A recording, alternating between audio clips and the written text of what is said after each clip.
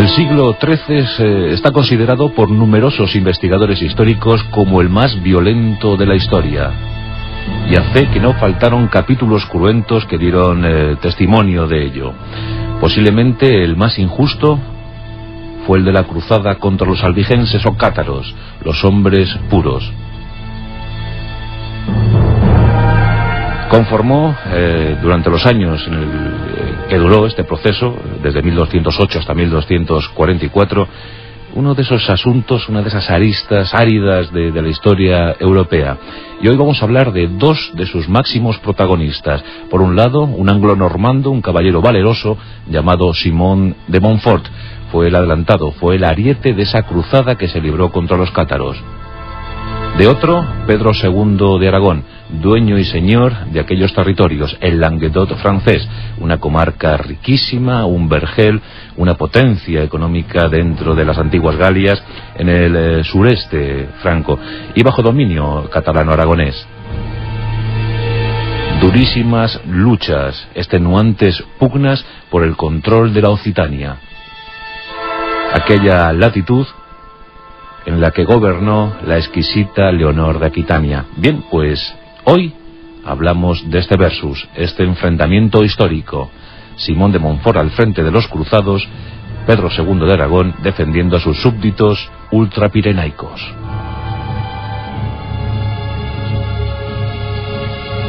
A principios del siglo XIII, Felipe II Augusto tenía una intuición.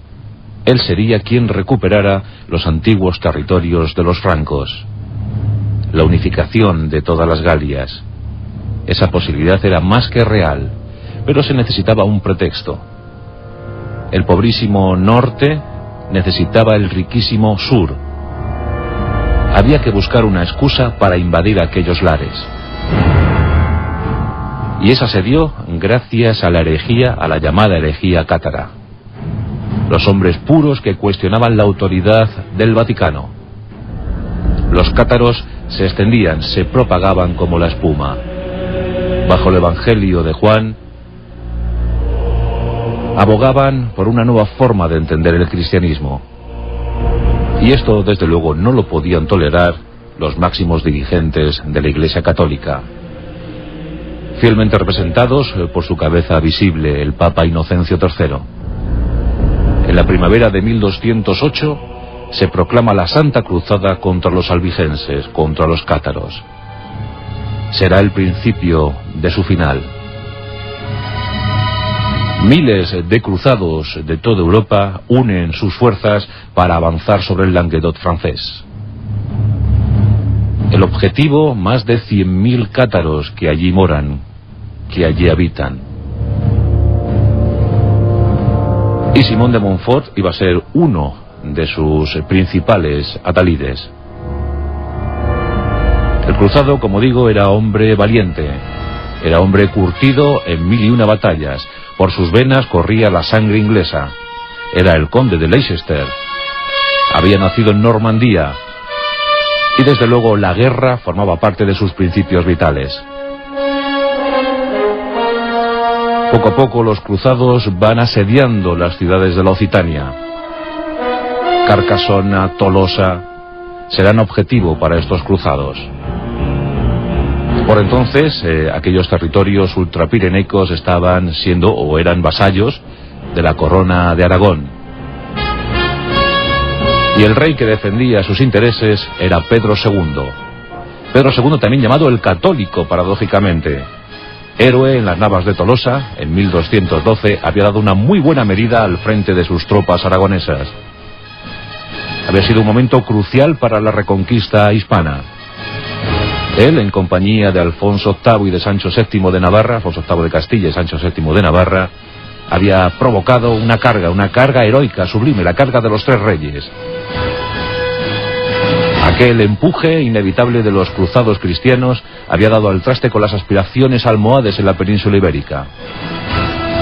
Pedro II pasa desde entonces, desde las Navas de Tolosa, por ser un gran héroe de la cristiandad, pero ahora se veía en la difícil tesitura de defender o no a sus súbditos cátaros, considerados por el Vaticano como herejes.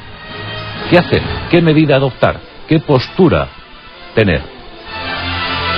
pues evidentemente se inclinó por la posición feudal, defender sus territorios vasallos, sus territorios, sus buenos territorios, a sus fieles súbditos ante el avance de los cruzados enviados desde el Vaticano.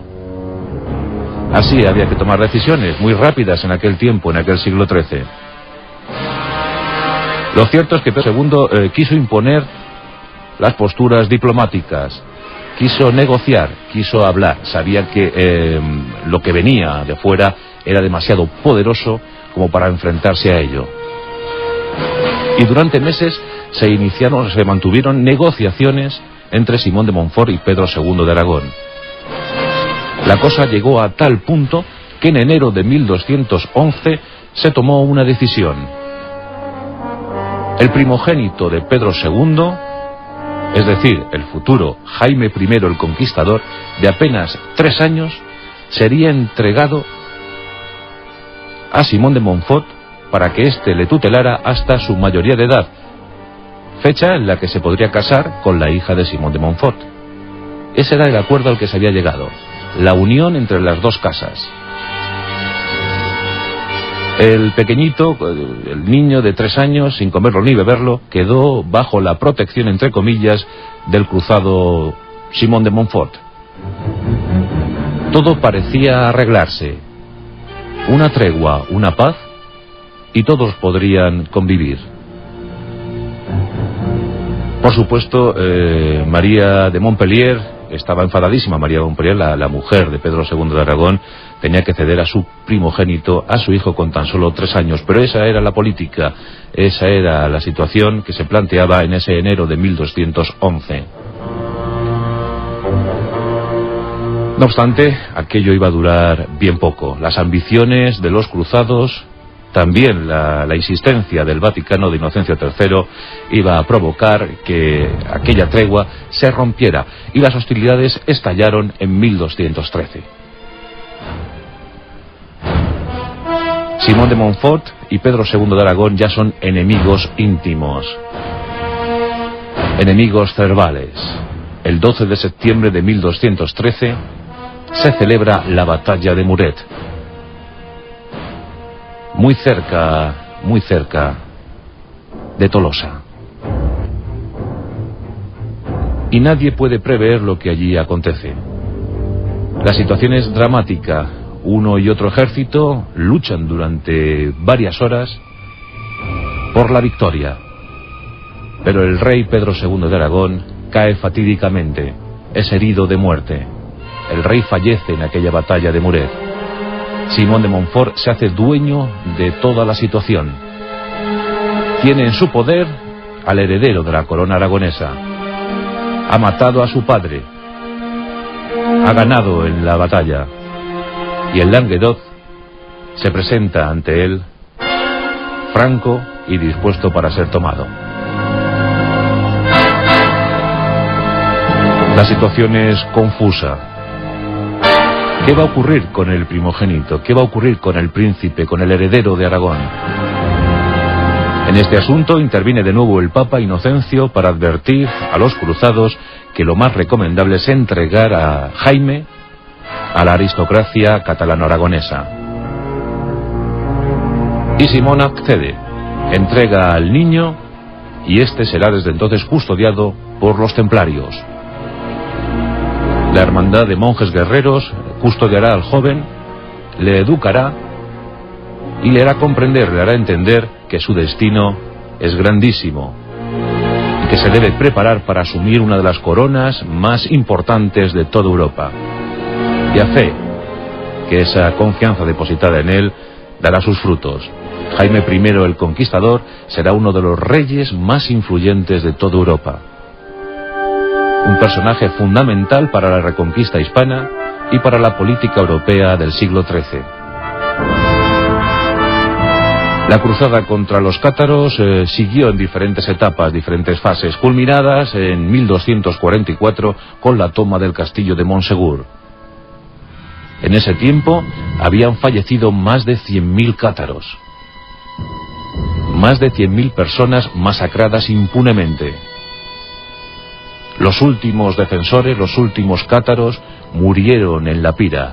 fueron quemados, acabaron en la hoguera, y con ellos casi el fin de esa supuesta herejía que pretendía dar un vuelco a las instituciones cristianas del momento, de la época.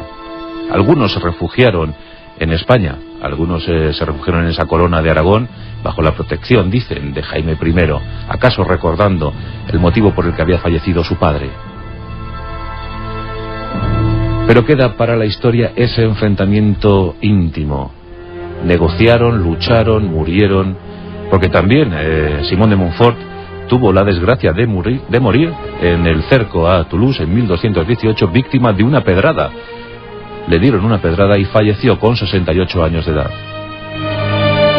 Hoy en nuestros versus, en nuestros enemigos íntimos de la historia, el conde de Leicester, el cruzado Simón de Montfort, versus Pedro II de Aragón.